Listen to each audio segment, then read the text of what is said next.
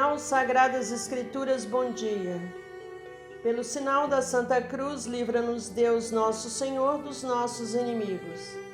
Em nome do Pai, do Filho e do Espírito Santo. Amém. Ó Deus de bondade, manifestai o vosso poder nos sacramentos que revelam o vosso amor. Enviai o Espírito de adoção para criar um novo povo nascido para vós nas águas do batismo. E assim possamos ser em nossa fraqueza instrumentos do vosso poder, por Cristo nosso Senhor. Amém. Vamos reforçar um pedido de Nossa Senhora com uma oração. Meu Deus, eu creio, adoro, espero e amo-vos. Peço-vos perdão pelos que não creem, não adoram, não esperam e não vos amam. Amém. Essa oração foi ensinada por um anjo aos pastorinhos na aparição em Fátima. Na ocasião, Nossa Senhora de Fátima pediu que eles rezassem um rosário e espalhassem essa devoção ao mundo todo. O texto é a oração mais poderosa contra o mal. Nela invocamos Nossa Senhora e Mãe, não deixa de escutar o Filho. Amém. Diante do crucifixo, vamos invocar a misericórdia divina. Ó glorioso Deus Altíssimo, iluminai as trevas do meu coração, dai-me uma fé reta, uma esperança certa e uma caridade perfeita, sensibilidade e conhecimento, Senhor, a fim de que eu cumpra o vosso santo e veraz mandamento. Amém. Como a Bíblia é a palavra de Deus, vamos nos purificar com essa oração para escutá-la. Meu Senhor e meu Pai, enviai teu Santo Espírito para que eu compreenda e acolha tua santa palavra, que eu te conheça e te faça conhecer, te ame e te faça amar, te sirva e te faça servir, te louve e te faça louvar por todas as criaturas. Faz, ó Pai, que pela leitura da palavra os pecadores se convertam, os justos perseverem na graça e todos consigamos a vida eterna. Amém. 15 de abril de 2020, Liturgia da Palavra. Jesus realiza maravilhas na vida de todos.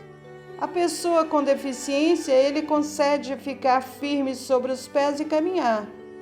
Aos discípulos de Emaús, revela o sentido dos acontecimentos. Leitura dos Atos dos Apóstolos, capítulo 3, versículo 1 a 10. Naqueles dias, Pedro e João subiram ao templo para a oração das 3 horas da tarde. Então trouxeram um homem coxo de nascença, que costumavam colocar todos os dias na porta do templo, chamada Formosa, a fim de que pedisse esmolas aos que entravam. Quando viu Pedro e João entrando no templo, o homem pediu uma esmola. Os dois olharam bem para ele e Pedro disse: Olha para nós. O homem fitou neles o olhar, esperando receber alguma coisa. Pedro então lhe disse: Não tenho ouro nem prata, mas o que tenho eu te dou. Em nome de Jesus Cristo, o Nazareno, levanta-te e anda. E, pegando-lhe a mão direita, Pedro levantou. Na mesma hora, os pés e os tornozelos do homem ficaram firmes. Então ele deu um pulo, ficou de pé e começou a andar. E entrou no templo junto com Pedro e João andando, pulando e louvando a Deus. O povo todo viu o homem andando e louvando a Deus. E reconheceram que era ele o mesmo que pedia esmolas sentado na porta formosa do templo. E ficaram admirados e espantados com o que havia acontecido com ele. Palavra do Senhor, graças a Deus. Este é o dia que o Senhor fez para nós, alegremo-nos e nele exultemos. Salmo 117, 24. Proclamação do Evangelho de Jesus Cristo segundo Lucas, capítulo 24, versículo 13 a 35.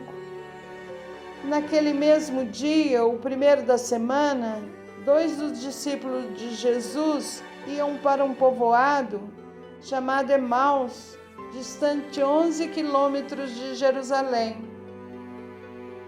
Conversavam sobre todas as coisas que tinham acontecido. Enquanto conversavam e discutiam, o próprio Jesus se aproximou e começou a caminhar com eles. Os discípulos, porém, estavam como que cegos e não o reconheceram. Então Jesus perguntou: "O que ides conversando pelo caminho?" Eles pararam com o rosto triste e um deles, chamado Cleófas, lhe disse: "Tu és o único peregrino em Jerusalém que não sabe o que lá aconteceu nestes últimos dias?" Ele perguntou: "Que foi?" Os discípulos responderam: "O que aconteceu com Jesus o Nazareno, que foi um profeta poderoso em obras e palavras diante de Deus e diante de todo o povo. Nosso sumo sacerdote e nossos chefes o entregaram para ser condenado à morte e o crucificaram.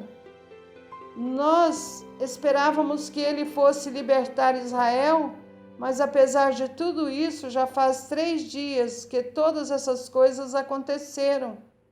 É verdade que algumas mulheres do nosso grupo nos deram um susto.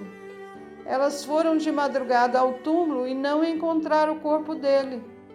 Então voltaram dizendo que tinham visto anjos e que estes afirmaram que Jesus está vivo.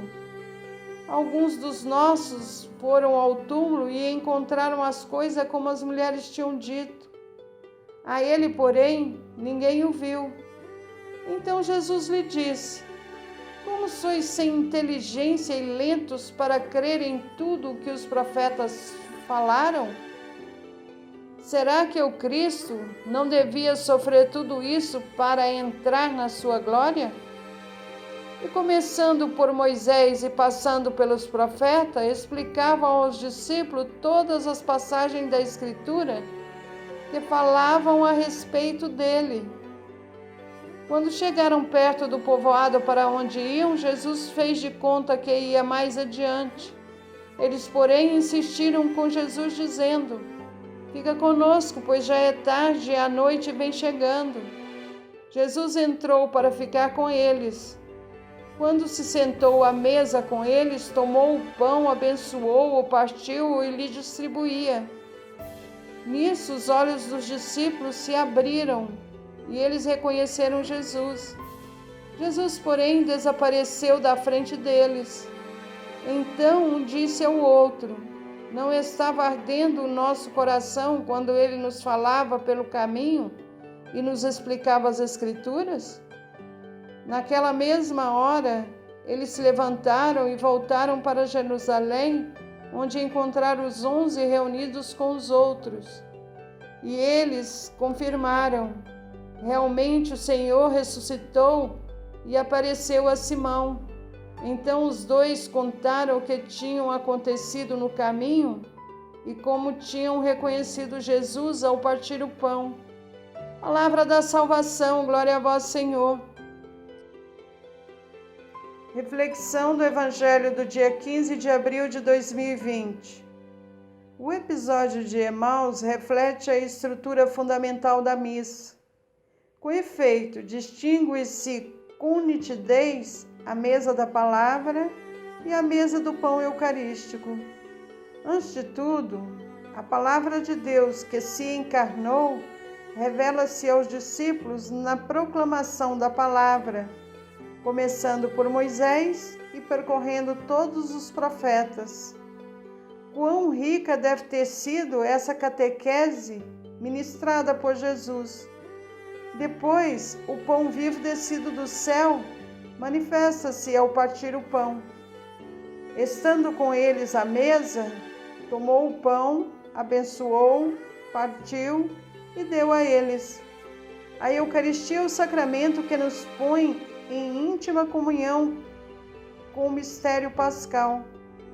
Paixão, morte e ressurreição, glorificação de Jesus. Bem compreendida e celebrada com fé, a Eucaristia incendeia o coração do cristão e o projeta para a missão. Na mesma hora se levantaram e voltaram a Jerusalém. Encerraremos essa transmissão com uma passagem da primeira carta de São João, capítulo 1, versículo 3.